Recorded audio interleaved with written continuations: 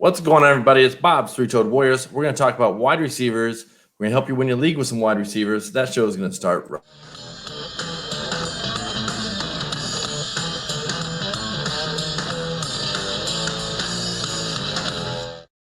All right, it's Bob's Three-Toed Warriors with Word on the Streets, Season 1, Episode 31, live stream, number 5. Just getting all kinds of weird numbers in there. Why not? We're talking wide receivers. I know, right? Add up, do the math. Detroit BC is on the show with me today. He is taking back his crown for number one guest appearances on the show. Detroit BC, welcome back, sir. How you doing? And let everybody know where you can be found. I'm great. Thanks for having me. It's always a pleasure. Always great to meet new people like the man below me in Buffalo, Antonio. It's nice to meet you. You can find me on Twitter at Detroit BC. All my content is exclusively at DFS Cheat Sheet every day, every morning. Hockey DFS article followed by baseball DFS article and or video. So you guys know, I mean, I don't need a hammer at home. Lots of good content. Follow the man if you want some good content. If you love playing DFS, definitely a great follow. Antonio, how you doing down there? I'm doing great, fellas. I'm doing great. Happy Hump Day. There we go. Hump Day. All right, tell everybody where you can be found and what you got going on. So, yeah, Antonio Donisi FF on Twitter. That's Donisi. I'm on the Dynasty Mafia podcast with my brother Eric and one of my good buddies, Keenan Jimajich. So we started that back in April, just putting a lot of good stuff out on episode 9 coming up soon. Excited to meet people just like you. Exactly. Like, what BC said. So just ready to go, man. Excited. You're sure you want to make that sit? You're excited for him? All right. Well, I am Bob's Three-Toed Warriors. And as I-80 Sports says here, Bob number 2, that's the other Bob. He was on a show recently. I'm not Bob number 2. That make me shit. You can find me on Twitter at Bob's Three-Toed, on YouTube at Bob's Three-Toed Warriors, Facebook, Word on the Streets, Fantasy Football Podcast. So shows are currently coming out Mondays and Thursdays, live streams on Wednesdays, and the replay of the live stream is on Saturdays. So let's not waste any more time with that fun stuff. Everybody make sure you're following my guests. Make sure you're subscribing to the show, hitting the notification bell so you can find out when the new stuff's going. Detroit BC's pointing and navigating there for you. It's everywhere. Don't hesitate to put your comments in here, and I love listening to them during the show. Reading them during the show, and then you guys can listen to them. And let's do this. So we're trying to help you guys find wide receivers in your draft that can help you win the draft, not overreach for players.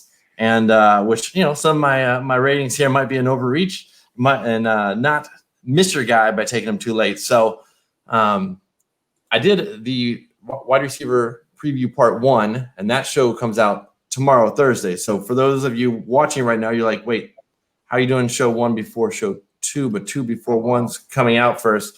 That's because the replay comes out on Saturday. So if you're listening on the podcast, you'll be able to hear it in order. So here we go. I did 1 through 12, I believe, on the first show. We're going to start with number 13. That's DJ Chark, and I have him. Here's what I have. I got Cooper Kupp. I got Allen Robinson, Cooper Kupp, Robert Woods, then DJ Chark, DJ Moore, Mike Evans. That's kind of the 10 through 15 gap right there. So DJ Chark at 13, guys. Above DJ Moore. I think that's probably a little crazy talk for a lot of people, but how you guys feeling there? And he's only separated by 0.26. So what's that? 20-yard catch? Not even. In the last few months, what I've gathered in my not so expertise opinion, people are either love DJ Chark or they hate him. They're all in on him or they're completely fading him. And to be honest, I found nobody who's in between until I asked myself, and I'm kind of indifferent to the whole thing. I'm in between. Would I rather have the next guy on your list, DJ Moore, over Chark?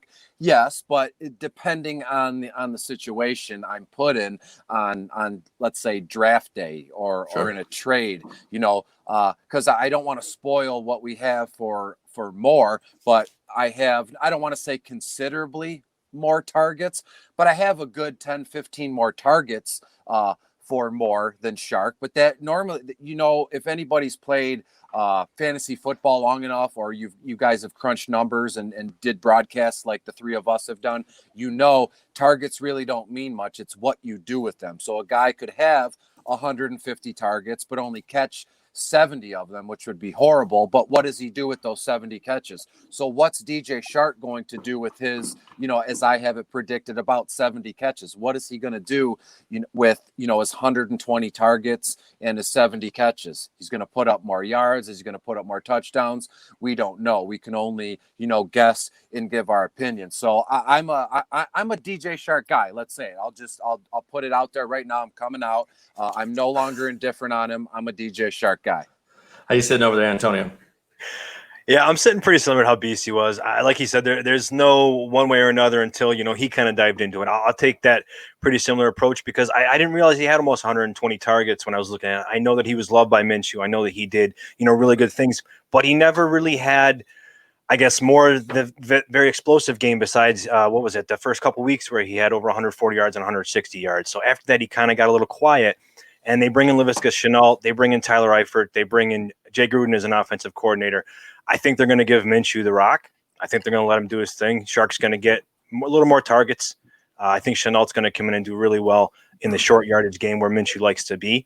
And, I think they're going to get, that 4 or 5 win range and just be able to maintain and chase. Yeah. So what I'm thinking here is that, and then the boy is 22, trying to sneak his way onto the show since he's not in the show today. See, everything he says right now, it's like I feel like it's disingenuous. It's out of spite, right? So Kevin, harsh. Sorry, say, Kevin, he's picking on you. Hi, Kevin. It's great, hey, good to see you in the comments. But he shared he was very nice, and he shared that we were coming on, and I was going to reply and say. What I just said, I feel like everything is coming out of a place of not so genuine. But I figured that little war was coming. All right, so Kevin knows it's all love. It is all love. Let's get back to DJ Shark here. I got him down for 124 targets, which is only 6 more than last season. And he missed the game last season, so you get one more game back. Boom, there's your 6 targets. You're solid. 1,097 yards, only 79 more than last year. And again, give him that game back, you're in. 8 touchdowns, the same as last year. So about the same finish as he had last year. And in that, you finished wide receiver 16. And you can get him about a good round, probably later than DJ Moore, at least a half round later than DJ Moore. And that's where the value comes into me. Give me the guy that everybody's not hyping up nearly as hard, but can still get you a good workload. And I think his result that I have him slated up for is pretty reasonable.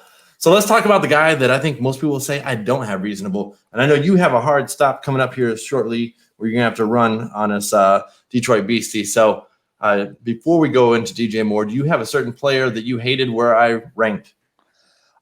Looking down at your list, I mean, as before we went live, we were chatting a little bit, hamming it up. And I came to a realization that no matter how much work that we do, no matter how many numbers we crunch, there's always something else to learn. There's always numbers that are going to pop out to you. And sometimes it's the most simple numbers. And there were some guys, like I told you, Gallup, I had no idea he had 115 targets last season. I thought he was like not a nobody, but he was just a wide receiver 3 or a 4 in terms of rankings. But with 115 targets, you can do major damage with that. I don't like where you have I don't like where you have Diggs sitting, at 23. And too high or too low? Too high. I don't like him in that spot. I would prefer him maybe in the late 20s. So we're not talking like a huge gap in rankings, but I would say late 20s, even early 30s, because looking at the list that you sent me ahead of time, I could probably count on, both of my hands guys that I would prefer over him. But other than that, it looks good. And again, hey, who am I to judge anybody else's rankings? I've long said that I'm here to, to support and, talk to people about this stuff. I'm nobody special, so who am I to put down your rankings? That's what this is all about. It's about tearing them down, beating them up if we need to, and just trying to get the people who are drafting soon comfortable with their drafts and looking for player values. So here's a little love on Diggs. Now, granted, he ended up in some damn place called Buffalo. I don't know if anybody Buffalo fans are on this show. Oh wait. Yeah. There's one right there. So I'm sure you'll have some input on this. But Diggs' last 2 years, 148 targets, 102 receptions, 94 targets, 63 receptions, just over 1,000 yards, and just over 1,100 yards the last 2 years. In the touchdown realm, that's where it really popped in there. 9 touchdowns 2 years ago, 6 last year. So that's what he's done historically. I have him for 102 targets, 68 receptions, and only 1,000 yards with 8 TDs. So I'm a little bit hyper. You should probably only have about 6 TDs on that many receptions, but I got him for 8. John Brown, I got for the same 102 targets, but his catch percentage tends to be a little lower, so 59 receptions, and that's because he's more the deep threat. Only 873 yards on that with 6 TDs. Yeah. So, all right, Buffalo. Oh, go ahead. No, real quick. No, well, go ahead, Antonio. I don't want to steal the show and give my. I can go after you because I was going to tell you who my stats and what I have in projected. Yeah, go. No, you go for it, man. Go for it. Well, it's nothing crazy. I don't have him over 100 targets. I don't have him over 1,000 yards. I don't have him more than 5 touchdowns. Maybe 5 is his ceiling this season in terms of touchdowns. So it's not grim by any means, but he's just someone I don't want to draft at his current price, which I know is it's a buzzword, it's a buzz term, and it could be considered lazy to some people. But you look at Buffalo, right, Antonio, and Josh Allen is fantastic. I love the guy. I own him in a super flex, but he's not, as it stands now, he's not the most accurate guy. So again, a guy could get a lot of targets. It's what you do with them. But if you get a lot of targets and your quarterback isn't, spot on, putting the ball in a basket from 50 yards away. So again, love him or hate him, I'm indifferent to the whole thing. Not where you sitting with him. So I think those are definitely some valid points, but that's the Josh Allen of 2019. I think the Josh Allen of 2020 is going to be a quarterback that's going to have a lower average depth of target. They bring Stephon Diggs in. He's never had someone like that. You're bringing an older John Brown who has the best season of his career. You bring Cole Beasley in who has his highest career receptions. I think he did really well. Dawson Knox had 500 yards. Not many rookie tight ends can do that. And he did all of this with a 4% accuracy, something along the lines. And Buffalo was one of the top teams in drops. Let's, analyze that one. Dawson Knox had 10 himself. So he would have been near 60%, if Dawson Knox didn't have those 10 plus a few other guys. But to get to Diggs here real quick, he's one of the only players that could ever have 10 yards a catch per season and then over 13 yards per catch a season and get over 100 yards or 100 catches and then, get only 60 catches. It's amazing how good he is with what he can do. He's amazing with the route tree. And I think Josh Allen I think they're going to throw him the ball. They gave him a first round pick over to Minnesota Plus for a reason. I have him for 133 targets. I have 94 catches. I have a career high in 1,190 yards. This isn't a Buffalo thing. This isn't a homer thing. I know it's going to look like that, but they got him for a reason. I only have John Brown for 93 targets. I have Cole Beasley dropping down to 80. I think that Josh Allen's going to get unleashed, and they're going to be throwing some more balls. So real quick, he's an absolute talented player. So real quick, if I may, Bob, I just want to ask Antonio. So how many? This is not a dig. It's not coming from a place of nastiness. How many games off the top of your head do you project that Diggs is going to play in this season? So I always project 16. I don't project for injury. There's definitely the chance in that pass that he certainly could. He's never played 16 games his whole career. So it's definitely, if you put your chips on that, you're probably on a good side to say, hey, he won't. I'd like to say at least 14 though. And if he can get 14, he's close to 1,000 yards. I did forget to mention, he's never been the number one threat in the red zone any season that he's played. He's always had somebody better or just not had that attention, or they're on a run first team. He's got that now. And that's, a little less accurate, I know we can say, but he's got that. Yeah, I know. I completely respect it, and it's I hopefully I'm not the first person that said this, but your projections for Diggs are really ambitious, but I respect that because that's what we're here to do. Sure. You like a guy and you run with it. So I appreciate it. And one last thing, if you don't mind, real quick, just because this will tune in some other players. There's only been 4 teams in the last 5 years to throw under 450 attempts. It's been the Seahawks, the Vikings, and Tennessee Titans twice, and these are all in the last 2 years. So nobody throws under 450 attempts. So if Josh Allen's throwing 100 more than Kirk Cousins does, you can expect Diggs is going to get at least 20 or 30 more than his 94, and I'll end on that. All right, I like it. Let's change gears a little bit, and let's go to the guy that many people would say, James, what the hell are you doing? Why are you so low on everybody's hype train this year? That's what I'm calling the damn guy, who I did draft last night in my draft. So whatever, the price is right. I took 2 running backs early. I wanted a wide receiver, so here we go. Here we are. I took DJ Moore in my 3rd round. It was a keeper league, so that's the equivalent of a 4th round in a regular league, and I was happy with that. Pair him up with Galladay, who was my keeper, and that's a nice start for me with 2 running backs. So I liked it. So DJ Moore, I have him as my wide receiver 14, and for I got to sort this back by wide receivers. I call it the rest of the world, or the professionals out there on Fantasy Pros, I guess, in half PPR, and these are half PPR stats for those who are looking. Hopefully I didn't mess up anybody there. I think I said that. DJ Moore is number 11. So not terribly low on him. 3 spots low on him. What do we think about DJ Moore here at number 14? You want him higher than that? You want him sooner? And before you answer that question, while you're thinking about your answer, J-Quad said, hey, fellas, J-Quad, if you're still watching, back at you, buddy. Thanks for watching the show.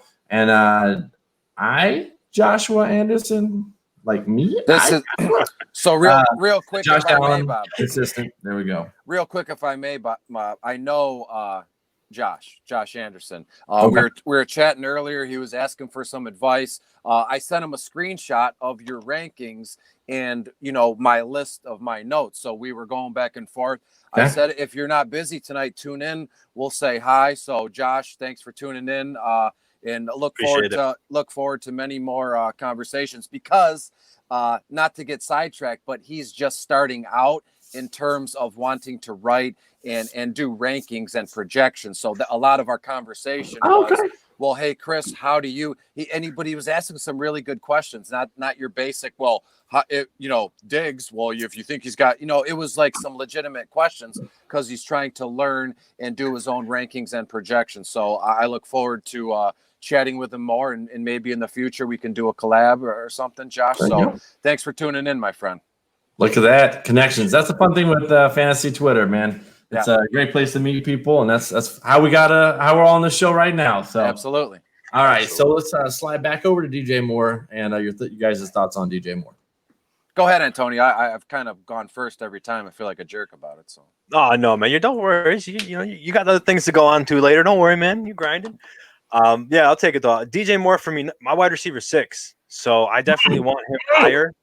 So I just choked on my unofficial sponsor, Mr. Jim Beam here. Jeez. That's beautiful, man. Don't worry. No, I understand it though. I mean, he averaged almost 10 targets a game with one of the worst passers in the league of Kyle Allen. Sure. He was so bad, man. And he still was able to get almost 1,200 yards. The problem is why he finished, at 16 was 4 touchdowns. He's the guy that really does it between the 20s, and he's going to get you a lot of catches, and that's why half PPR, he does well for me. But I think he's at least going to up those touchdowns from 4. You have Bridgewater coming in, obviously. You have Joe Brady coming in from that fantastic LSU offense last season. Bridgewater's an upgrade. There's no doubt about it. He's going to throw the ball to DJ Moore a lot and treat him like Michael Thomas. And speaking of, when he was in for Drew Brees for New Orleans, Michael Thomas's pace, it didn't change. His targets were the same. His yards were the same. So I think that's what he's going to do, is transition that over to DJ Moore. I think he's going to get pretty close to almost 160 targets. He's in line for 100 catches. He averages over 13 yards a catch. So, 1,300 yards and 6 touchdowns. That gets him my wide receiver 6. Okay. Give me those last stats again real quick. He's got so I have him for 158 targets. Okay. I have him for 104 catches, 1,340 yards and 6 touchdowns. All right. I got him for 136.87, almost 1,200 yards and 6 touchdowns. So I'm just lacking on the receptions, and I think that's because I have Robbie Anderson getting probably a little too much work, because I got some deep Robbie Anderson love that runs a little too deep. 94 targets, 51 receptions, and 700 yards. I'm probably way too high on Robbie Anderson, but the man the man is the guy you want to throw the ball to if you want some touchdowns. I love him in New York. Yeah. All right. Detroit DC. Are you thinking 5 or are you thinking 14? Where you got? What are you thinking? No, me and you are pretty much in lockstep together, Bob. I have him number 13, and excuse me, I have him about 135, 140 targets, 85 to 90 receptions, and like you said, almost 1,200 yards. Maybe 5, maybe 6 would be too many. I think 6 would be a little wild in terms of touchdowns. And we've been talking about DJ Moore, Teddy Bridgewater in Carolina, and nobody has said Christian McCaffrey yet. I mean, no, McCaffrey, I got him for 107 targets, so I'm still giving him some work. Yeah, they got to come down, and we can't forget DJ Moore did that in 14 games. Yeah, which is outstanding. Yeah, but no, McCaffrey's great, but he can't get that many targets. And like Bob said, he's got Robbie with a little bit. Curtis Samuel probably will take a little bit down, of course, too, and maybe Ian Thomas will step up. Yeah. I gave Ian Thomas a little more love just because he gets to allegedly be the man now. There's a bunch of nasty stuff going on behind him. So, all right, that was DJ Moore. Mike Evans, this man is getting disrespected this year. He's at number 15. Last year, was he was a what, early second round pick? Yeah, it's very close. Yeah, he was, I believe, like 13, 14. Yeah, he's still ranked number 9 wide receiver for Fantasy Pros. I have him down at number 15. So I'm stinging him a little harder than they are. We got to take a look and see what's going on there. Why is that? Why does Bob not like him? Tampa Bay starts with a T. There's a T there. You're right. A, B, C, D, E. Yeah, you're right. Yeah. Hooked on Phonics worked for me, baby. Or did it? It seemed like it kind of didn't there. So the Godwin Evans debate. Who's got it under control? Is anyone going to be in lockstep with Brady? Is Brady going to pass for 600 attempts? And what's it going to look like out there, guys? I'm a big Mike Evans fan. I remember going all the way back to the year of that draft. I was really hoping because if I'm not mistaken, the Lions, in terms of their draft selection that year, they were in the mix, and he went a few picks prior to him. And he was one of them guys I watched a lot in college. He was Texas A&M, if I'm not mistaken. Correct me if I'm wrong. Yeah.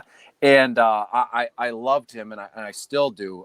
As you've said, Bob, he's been disrespected. I did a mock draft about a month ago, and it was just a standard format, meaning no super flex, no double quarterback. And Evans lasted until the 5th round. I mean, that's nuts. Personally, I have him about between 137 to 140 targets. I have him out targeting Chris Godwin this season, but I'm talking about, I can count on one hand the way that the target differential will be. So it's not like, oh my God, Chris, you're an absolute idiot weirdo. But Evans besides the point. Evans can be, he's a wide receiver 1, right? And people misconstrued that saying. I'm not saying he's going to be the wide receiver 1. He's a wide receiver 1 for your fantasy team and fantasy purposes. So what can you say about Mike Evans? He's at this point in his career, he's not an old man. So when I say slow and steady, I don't mean it in the literal fact. You put him, you can plug, you can set it and forget it, let's say, right? I mean, so sure.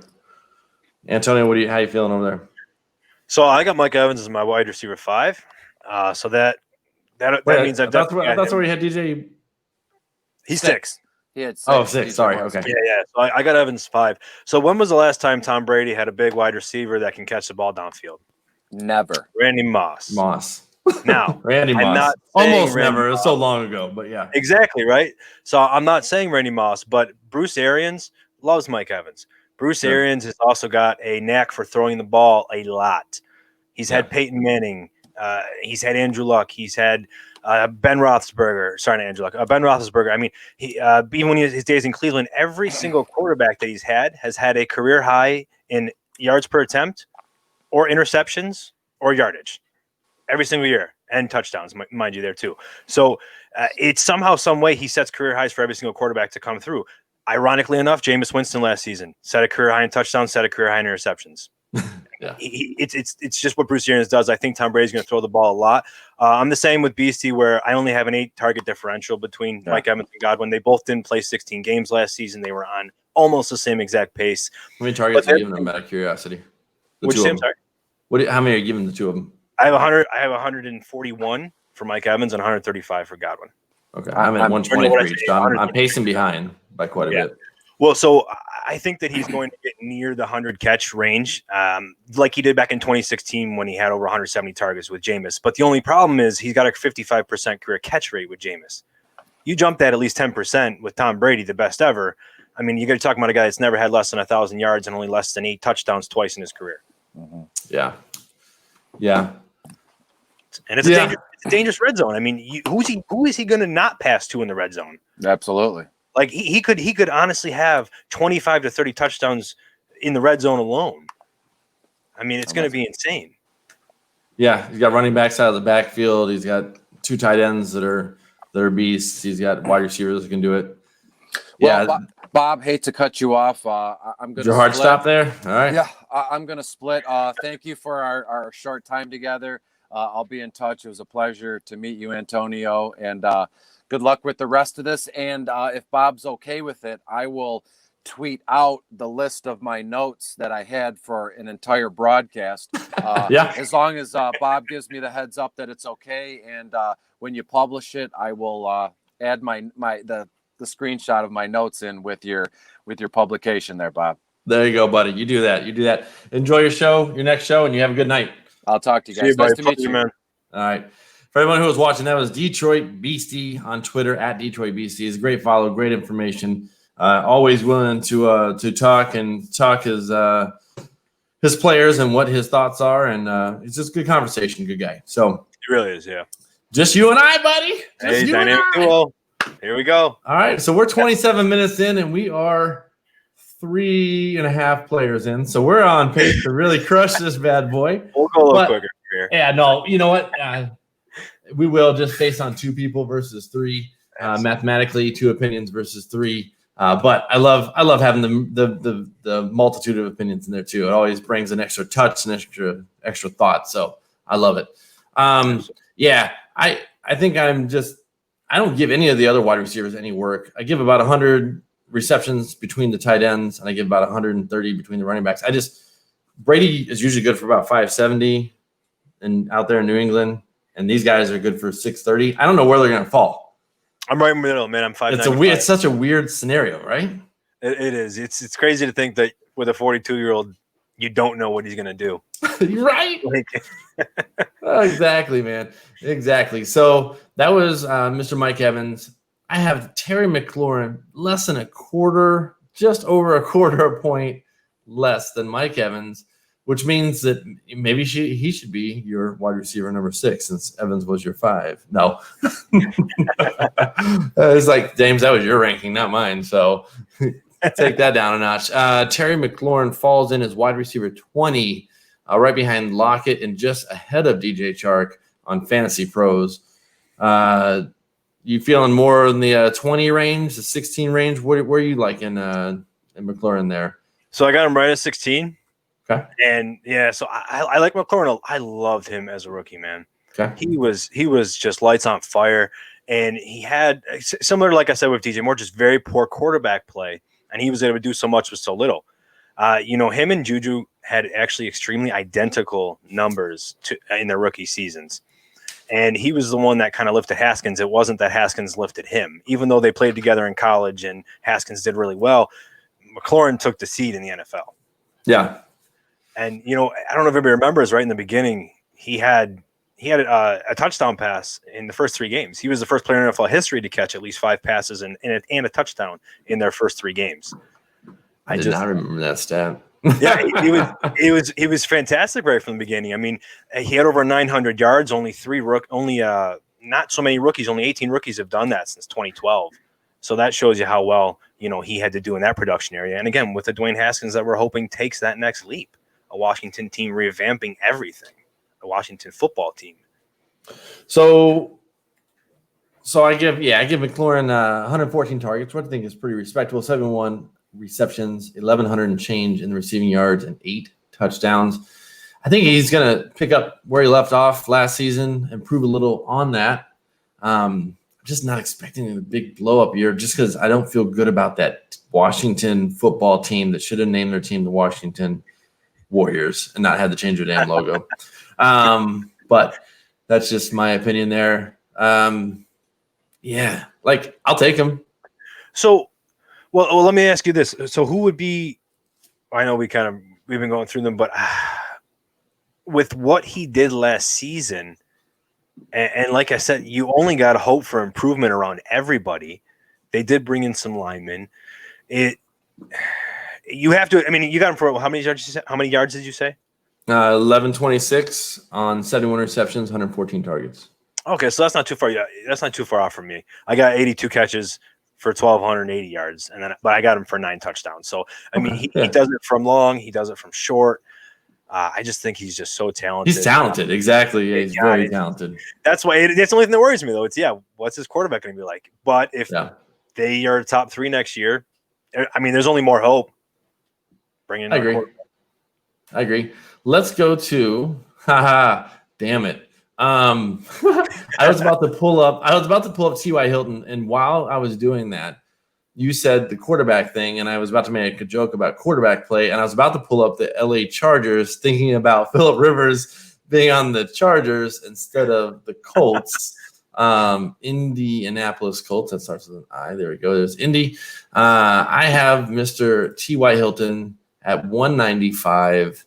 He is wide receiver 17 for me. T.Y. Hilton falls in at number 26 on Fantasy Pros. I'm hoping for a good season for him staying healthy and him connecting with his quarterback. I guess that's the best way to say that in short. How do you see him this year? I'm not as bullish, I'd say. I guess I'm very bullish. No, you're not. No, I mean, I guess I should reword that. I've seen a lot of people that have had him near the mid to late teens. I just don't think he's going to come in and have that instant connection with Hilton because Hilton's a deep ball guy, right? And you just saw Mike Williams and kind of some of the ducks that are coming from Phillip Rivers. I think the biggest proponent who's going to deal with those issues is going to be T.Y. Hilton. Now, he's efficient. He's an efficient guy when he gets the ball. So he'll be able to get those catches in his own right. But if he's got, 65 catches, is he going to get you that 1,000 yards, 1,100 yards you're hoping for? That's where I struggle, especially with Pittman coming in, Paris Campbell looking like he could do really well in the slot. That Phillip Rivers loves his his running backs. He's going to throw to them a lot. Blanking. Yeah, I got him on a really big pace. I got him on 122 targets, which just might be a little too damn high. 77 receptions, 1,145 yards, 7 touchdowns. The guy gets 14, gets around 14, 15 yards a reception. That really helps out, and he's pretty good at catching the ball too. So it makes those targets go just a little ways. But man, it does seem like a lot of targets, doesn't it? I got Hilton. I got Paris Hilton, Paris Campbell, and Michael Pittman. Where my mind is around 75 targets each, roughly. So I don't know. Not loving that. How do you have the running back targets? Running back targets, we got Mac for a measly 22 targets, 16 receptions. JT for only 33 and 24, and maybe he'll be the passing, receiving guy that he hasn't been so far in college. But Naheem Hines at 61 targets, 46 receptions. So between them, 118, 15, somewhere in there. So that's about 20%. That's not bad. And then you got Hilton at 20% too, just about. And I'm guessing you probably have him around 600 attempts. I have him at 580. Yeah, and I got another. I guess the tight ends are getting about 120 receptions between them. I hope we're not gonna have a little bad luck on the show because it's a black cat crossing the string. It's a cute little kitten you got there. Yeah, she likes to bomb our shows too.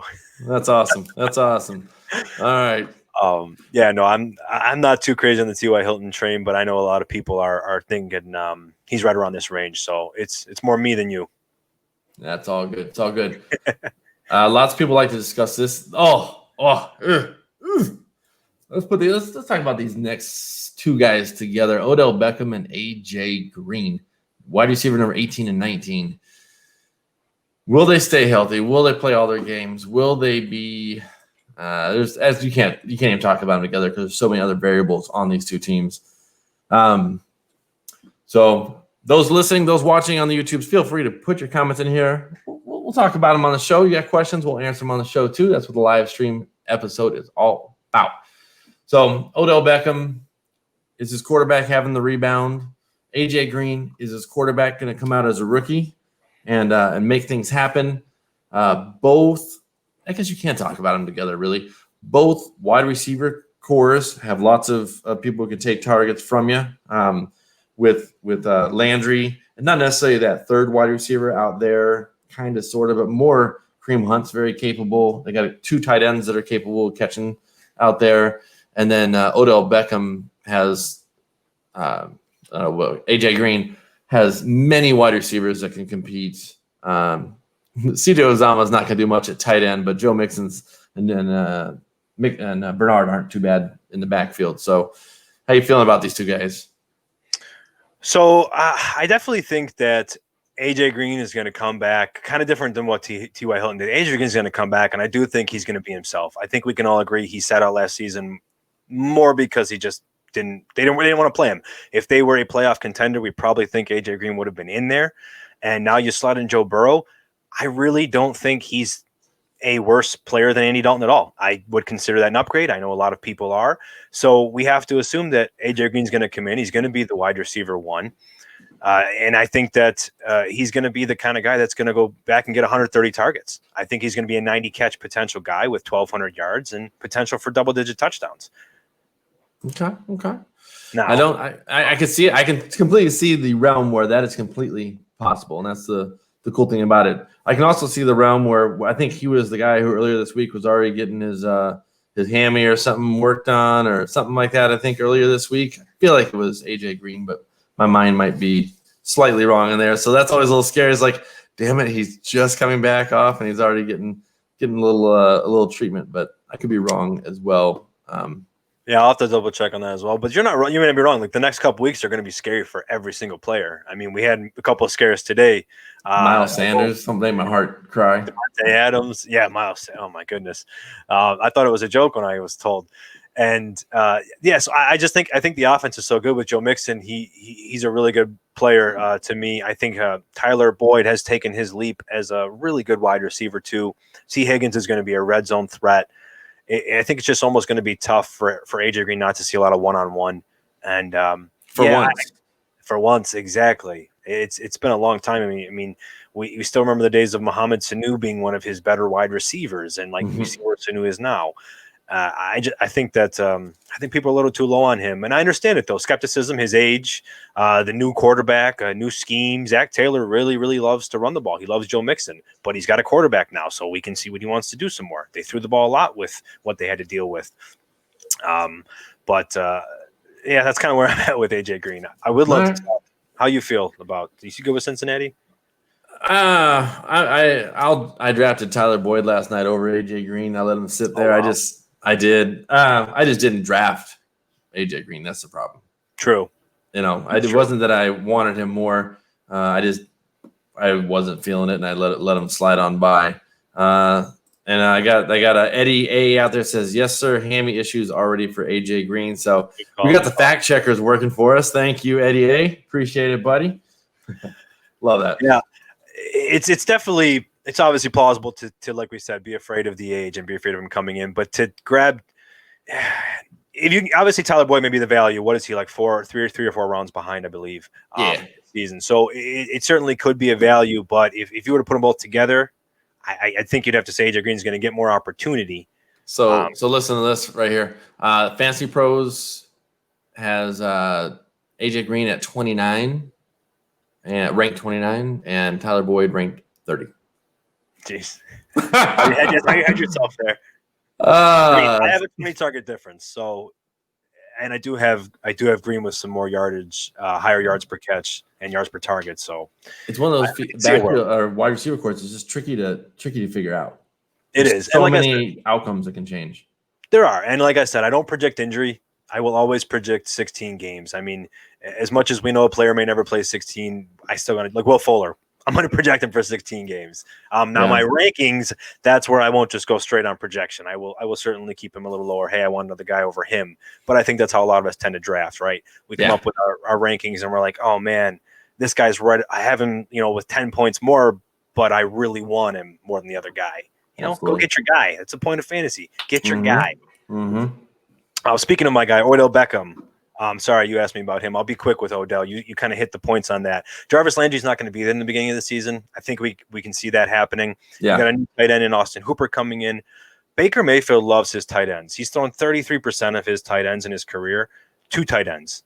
Who the hell's been his tight end besides David Njoku you could think of, right? He's actually thrown touchdowns to 7 of them. So, that goes to show you where Austin Hooper is going to become something, and that's going to help Odell Beckham in the red zone. Sure, absolutely. Odell Beckham is going to get those targets. He was on a similar pace for red zone targets with Jarvis Landry. That shouldn't happen. I know Landry's a great route runner, but Odell Beckham is great with contested catches. He can get big. I have him as my 13th wide receiver. A lot of it because of the first 3 to 4 games where I think he's going to be seeing 12 to 14 targets. Yeah. All right, let's go to the next guy as we're rolling through here. We caught back up. We are at wide receiver number 20, and that's a guy that a lot of people have a lot higher than I do.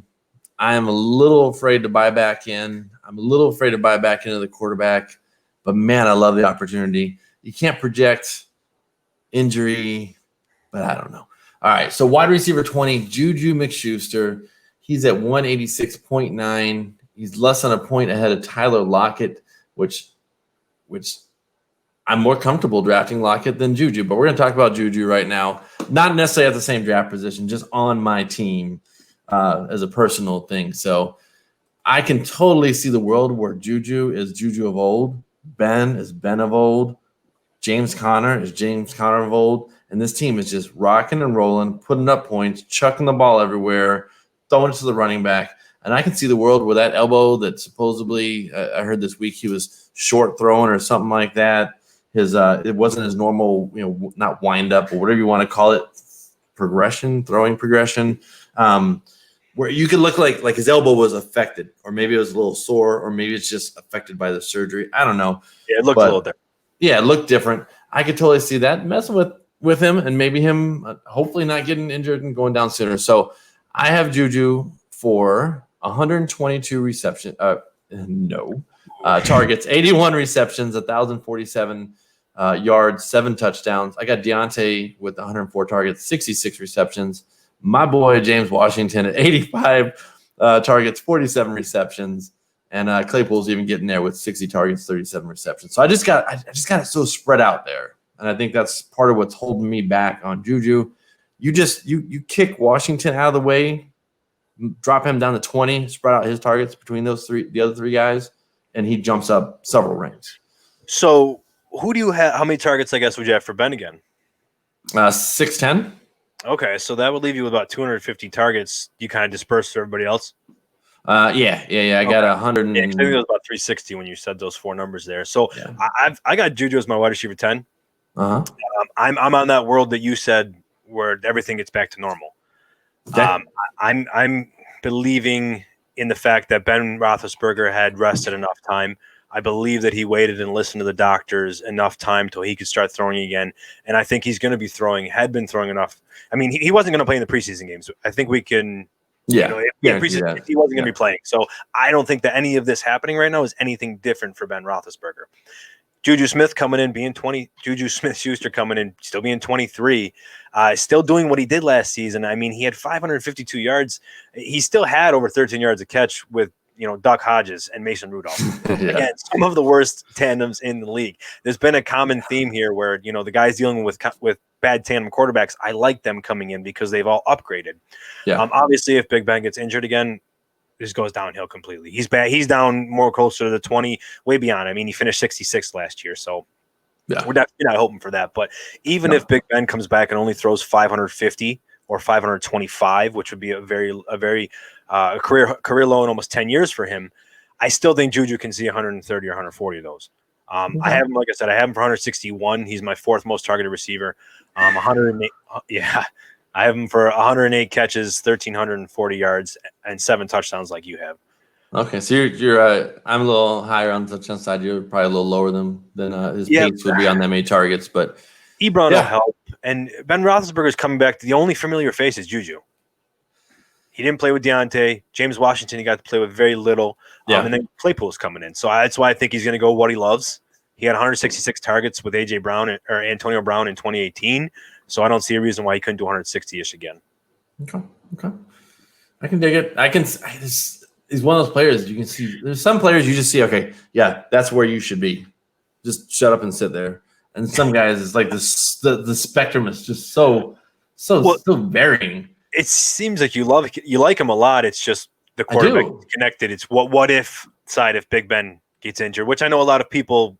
It's tough. You got to hedge your bet. If you're risk averse, with some things. I think on top of that, I think if you were to look at your Johnson, Washington, Claypool targets, I bet those are lower than 104, 85, and 61.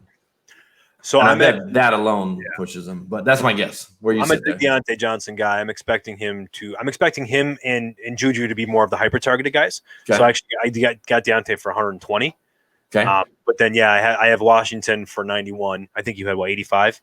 Yeah, so okay. I've only got Claypool for 50. All right, so you're how many targets do you have Ben for overall? 607. 3 less than me. Okay. Yeah. Right. Yeah, I don't have a lot. I don't have a lot going for Ebron. I don't have a lot for Vance McDonald. I don't have a lot for I have James Conner with 71 targets. So I don't. Here. Yeah. Yeah. Okay. Yeah. I don't see Jalen Samuels getting a crazy amount. Okay. I know they love him. They say they love him, or Benny Snell too. I just don't see it. Yeah. All right. Cool. All right. That's for those Brooklyn Nine-Nine fans. Let's go with. I hope you do know what that is. Oh yeah. I don't watch it, but I mean I do. Trust me. I hear good things. Good stuff. All right, Tyler Lockett. It's a man I love here. A man who should have a better year than. He's just so awesome. Tyler Lockett is 21 for me. Tyler Lockett is 19, so I'm not far off everyone else. Seattle down here, Seattle up there. I have him and Metcalf each around 110 targets. Lockett's receptions at 80 versus Metcalf's 64. That's a deep ball issue again. But 957 versus 980 on the receptions because those deep receptions making up for some, and both guys at 8 touchdowns. So wide receiver 28 for Metcalf and 21 for Lockett. So a lot of people would say I'm probably way too low on Metcalf because that train is rolling out of the station for a lot of people. How you feeling those guys? I'm on your train there. I've got Metcalf at 27 and I've got Lockett at 17. So okay. I'm going to say we're probably pretty close with our projections. I got 118 targets, 87 catches. I got 11 touchdowns. Ooh, all right. I like it. I'll take that. You're talking about Tyler Lockett? I'll take that. He's a touchdown machine. That's what we've seen Russell Wilson do it. I mean, Doug Baldwin had 16 that one year. It's just they're both hyper efficient players. That's what they do. Since the start of 2017, 50 receivers have had at least 200 targets over the last 3 years. Only 2 of them have averaged 10 yards per target. Tyreek Hill and Tyler Lockett. I love it. Yeah, Tyler Lockett. You're in any conversation with Tyreek Hill, people turn their heads and you should look at him. I like it. Let's go to. Sorry. Go ahead. No, I was just gonna say Metcalf. Metcalf's great. Just had over 1,000 yards, had his 100 targets. I think he's going to be the same player he was this year statistically. I don't know if there's going to be much big of a leap. Yeah, that's kind of where I am. I love DK Metcalf, the talent. I think this year he's going to learn his routes a little bit more, learn to play a little bit more off pressure. Unfortunately, he didn't get that true offseason to do it for that second-year wide receiver. But he'll progress better second half than first half in my mind. Yeah, and hopefully Mr. Unlimited gets to throw the ball quite a bit more, and they don't hold him, restrain him, because that team is so capable of so much more if they just unleash him. They really should. Yeah, they really are. So let's go over to this guy that for whatever reason I've had a little love affair with on every year except the year he broke out. His breakout was so conditional. There are so many asterisks next to it. You didn't see it coming? Huh? Yeah. So you got the guy who loves to chuck the ball. great, Fitzpatrick. Will he play any games this year? Will he play all the games this year? Will they swap him out? I think the bye is around week 11, 10. Will they swap him out there just so they can get the not redshirt the quarterback the whole way and just get him a little bit on the field to see what they got? They know what they have in Tua, but just to get him out there and get him acclimated before next year, but they still want to get their good draft pick, and level up there. Who knows? He could last, and they have a kind of crappy schedule, playing a lot of tough defenses. So then do they yank Fitzpatrick even quicker and throw in Tua, or they just let him ride out the season and take their lumps? And we don't know where this team's at mentally, what they're thinking. We're just not totally sure. Parker had 128 targets last year, 72 receptions, 1,200 yards, 9 touchdowns. I'm giving him 121 this year, 69 receptions. Nice. 959 yards and 9 touchdowns. So that's pretty decent. 105 for Preston Williams, just because that's the next question you're going to ask, right? What are you giving Preston Williams? I'm giving him 105, 56 receptions. His reception average is around 53, so it was not very solid. That could definitely improve for this year, and that could totally bump him up to a lot better year in and of itself, and 750 yards roughly and 6 touchdowns. And I also have Jakeem Grant sliding in there for 77 receptions or targets, 45 receptions, almost 600 yards and 3 touchdowns himself. That man's a little speed demon. He slept on, and in best ball is probably about the only place you're going to take him. But one of those two guys gets hurt, and he gets into the eyes of Fitzpatrick. That could be very dangerous too. So a little sleeper there for you out of nowhere. How do you have your running back targets looking? Let's see. Jordan Howard is going to beast out at 117 targets. That's a lie. 17 targets. He's like, okay, I'm turning off my microphone, putting down my headset. I am now off this show. He's smoking crack. No, 17 targets. That's pretty generous. That's 1 target a game, just because he happened to be on the field at the right time. He only catches 12 of those, which is not bad for him. Probably pretty good. 55 targets for Breida, which is not a crazy number, and 33 targets for Patrick Laird. And maybe you slice up some of Laird's targets and throw them somewhere. Who knows? It's hard to tell where the backfield will go, but you assume they're going to go to Breida. And Howard's going to get most of the rushing work because he's a lunch pail kind of guy who'll just pound out the yardage. So, and I gave 94 to Mike Gesicki because I'm looking for him to have a good year. Yeah, he's going to be a big breakout. The reason I asked too with the running backs, Chan Gailey, the last 3 offenses that he's coached as an offensive coordinator have had 21% target share. So for me, that pulls some away from. Here you go. I'll tell you between them. Just so you know, that's rushing, receiving. Should I go too far? Yeah, while you check that out, so Devontae Parker, like I said, that's going to pull some of that back for me, especially with how well he did from weeks 10 to 17. He was the number 2 wide receiver in non-PP. Oh yeah, you have 20 between them. Perfect. Yeah. So that's good because I have Devontae Parker. I have from 109 targets. I have Preston Williams for 108, so I have him real close. But I have the efficiency going on too. I mean, he was over 16 yards per catch last year. That was over 3 yards bigger than his career high. Like I was saying, he had 18 plays of 20-plus yards from weeks 10 to 17. Nobody was even close to that. Tyreek Hill at 11. Like, it was crazy. So, and that was all after Preston Williams got injured. And when he was the number 2 wide receiver during that span, I mean, he was just far and away better than number 3. He was just no good enough for him. But unfortunately, like you said, I loved him forever. I had him on a couple of dynasty teams for 5 years. And traded him last year like I did? No, I kept him, but I just sold him. So like now I'm like, oh, did I give up on him? Like, what am I doing? But I like Tua. I don't know when that's going to happen. I like Fitz, but like you said, the defenses will be tough. They will be playing from behind. He's my 26th wide receiver. Maybe a little too low, but yeah, I can see that. And I gave both of those wide receivers around between 13 under 14 yards per catch, and so I'm thinking that Tua comes in at some point, and I'm thinking that the crazy chucking the ball so deep goes down. But then you know what? The reception percentage probably goes up a little. So it's probably about a wash at the end of the day. So my current Devontae Parker and a guy that I have projected so damn high that people would easily laugh. Where is he? Corey Davis. I got him way too high. I got him in the Debo Samuel, and that's probably based on current bodily injury.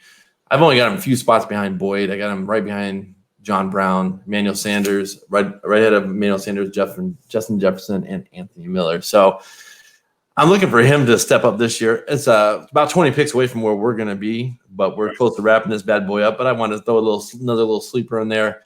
I was about to take him with my last pick, but a little rookie running back came available that I didn't think I was going to be able to take. And I thought it was a good shot to take a good guy to take a shot on because I think he could have a chance if the running backs, if Chris Carson isn't good to go. And so I snagged him there. Might be in the wrong backfield, I'm thinking. But anyway, I was going to take him as my last pick just to try and stick with my rankings. But you know what? I can wait to see who gets injured before the season, and I can just go pick him up then. So, Exactly. You got anybody on your little sleeper breakout, whatever list that you want to throw in before we wrap up the show here? Oh man, so I was talking before about Laviska Shenault. Yeah. Yeah, I know it's tough when it comes to rookies, especially when they draft them, but he's in a fantastic situation that many rookies don't necessarily walk into, very similar to Justin Jefferson. Laviska is my fourth dynasty wide receiver, but he's my number 2 for redraft, right behind Justin Jefferson. I think he's in a good chance to have 100 targets. Minshew worked really well between the 10 to 20 yard range, and that's what Laviska Shenault is. He's built for speed. He's a yards after catch guy. He dominates. He's not he can go in the slot, let Chark play on the outside, and he can go in the slot for sure. And like I said, that's where Minshew and him are going to connect. But you can get him in the literally probably your last pick. There's not a lot. I'm in a lot of mocks right now. Nobody's really grabbing him, and he can come in day one and see 8 to 10 targets a game. I'm sorry, 7 to 8 targets a game, but he can run the ball too. I think 8 to 10 touches is very viable. He ran the ball a bit in college. He was just a touchdown machine. Yeah. So that's a little sneaky one, and if you're playing on top of that, if you're in a redraft league, but you're playing in a little keeper league where you can keep them for 1 or 2 or 3 round penalty or something like that, when you grab a guy like that in your last round, that you can find out quickly in the first 2-3 weeks that this guy has got potential. This guy has a shot to be the number 2, probably not number 1, but maybe the number 2 on a team. You can keep him, have a little productivity of him, and you can keep him for next year super cheap. That's the kind of guy you look for in that last round. There's a lot of them, man. There really are this year. Deontay Johnson, Christian Kirk, low guys, really high round guys. Yeah, I agree. Well, we are going to cut this show at wide receiver number. Where did we leave off there? So you had Diggs at 23. We kind of talked about him earlier, so maybe Keenan Allen at 24. All right, yeah, 24. Oh, your show. No. All right, we're going to go 24. We got to make it to 12 and 12, right? All right, Keenan Allen. Let's talk about Keenan Allen and AJ Brown. Let's go to 25. We'll go in overtime here. Keenan Allen. What do you say? How do you feel about Keenan Allen? How do you feel about AJ Brown? I'm gonna pull out some stuff for them while you're talking about. So Keenan Allen's my wide receiver 24. AJ Brown is my wide receiver 19. Keenan Allen, he's probably going to be the number 1 targeted player with Tyrod. I had the luxury of watching Tyrod for a few years, playing in Buffalo, and he doesn't take many down the field shots. I'm worried about Mike Williams. I know a lot of people like him, but he just didn't do it. He had Sammy Watkins his rookie year in 2014. Sammy Watkins had a high yards per catch, but that was kind of just Sammy Watkins in my opinion. Very talented player, but I don't know. Keenan Allen's very talented. He can get the high touchdown rates for a slot receiver. So I think he'll be getting targeted a lot, but I only have him. I have him for 128 targets, but I only have him for 88 catches and just under 1,000 yards. But I have him for 7 touchdowns. Sounds about right to me. I'll leave that right where it sits because I'm not really going to argue it much. I haven't ranked the same spot you do, and I'm pretty comfortable with just about all your thoughts. Let's go to the guy that I have at 25, and astonishing. Fantasy Pros has at 16, and you have at 19. 19 for AJ Brown. Okay, so you're in the middle there. You're in the middle. No, and he's an astonishing player. And kind of like Beastie talked about before with DJ Chark, I feel like you either like AJ Brown or you don't. You believe in that elite efficiency, that Hall of Fame efficiency, or you don't. But that's, like I mentioned before, Tennessee in 2018 and last season, they threw under 450 attempts. You can't do that again. It just doesn't happen. League average is like 550. They're going to get it up to 500. He's going to get more targets. Now, he's not going to average 20 yards per catch. He can't average 20 yards per catch. That was the highest in the league since 2014 and the highest for a rookie since 1995.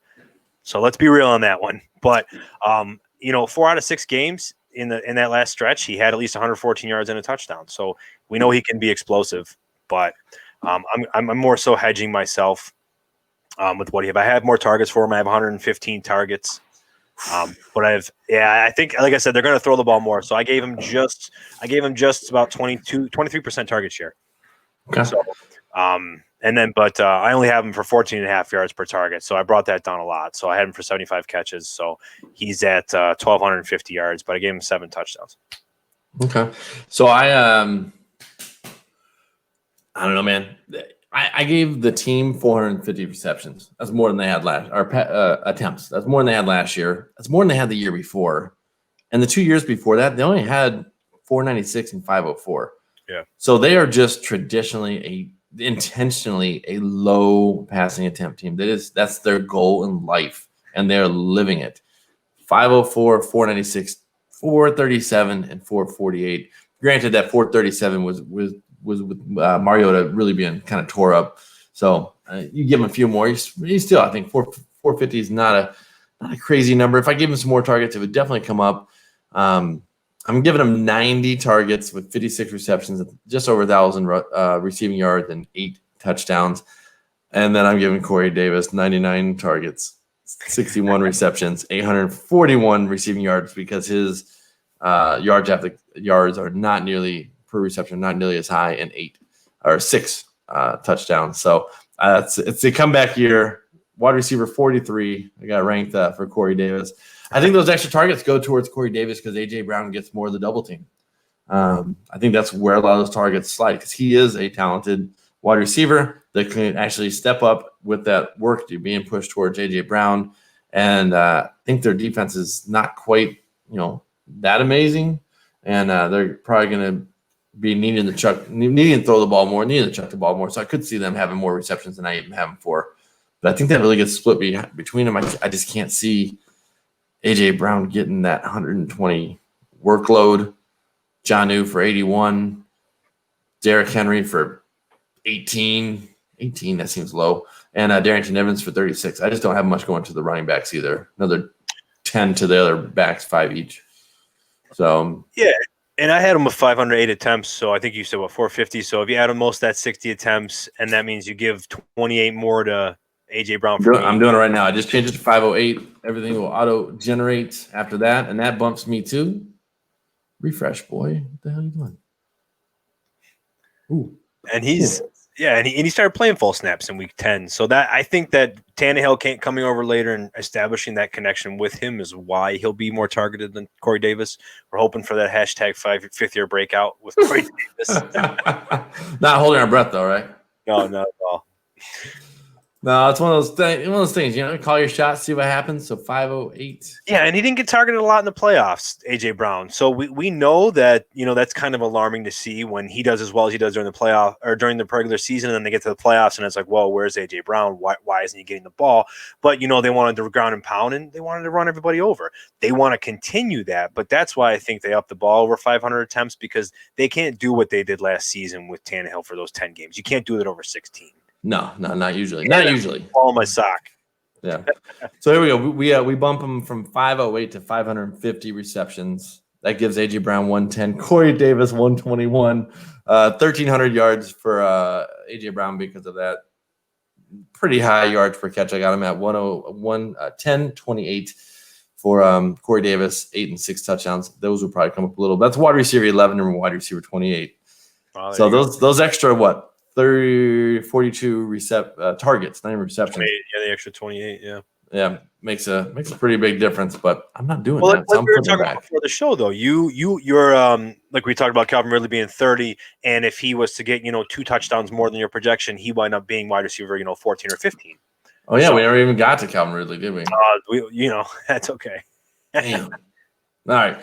Yeah, it's a lot of these guys are separated by a mere half point, quarter point.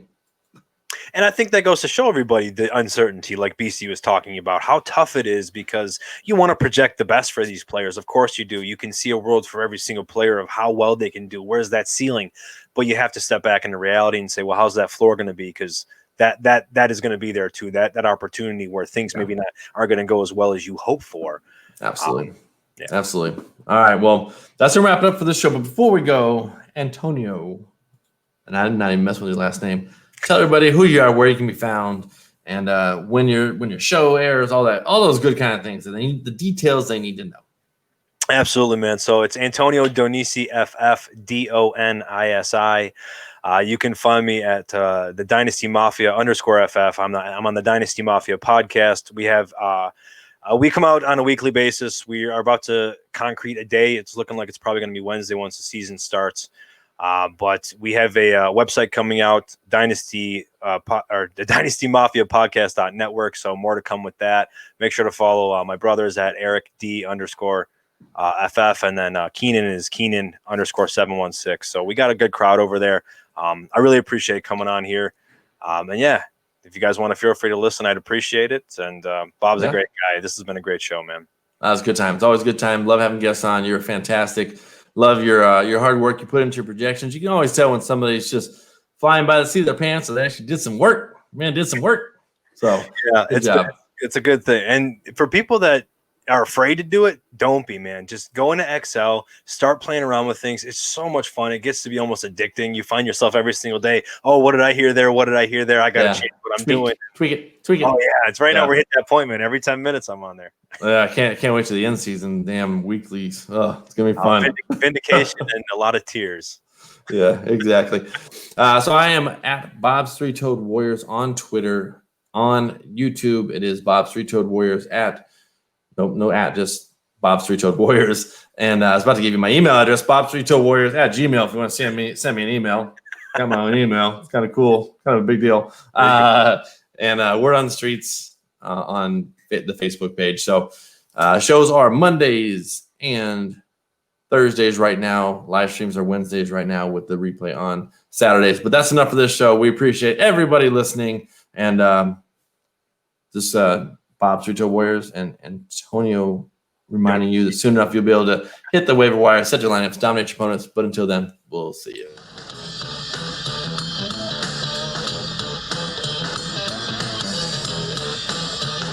I wasn't even messing with that last name. Wasn't going to do it.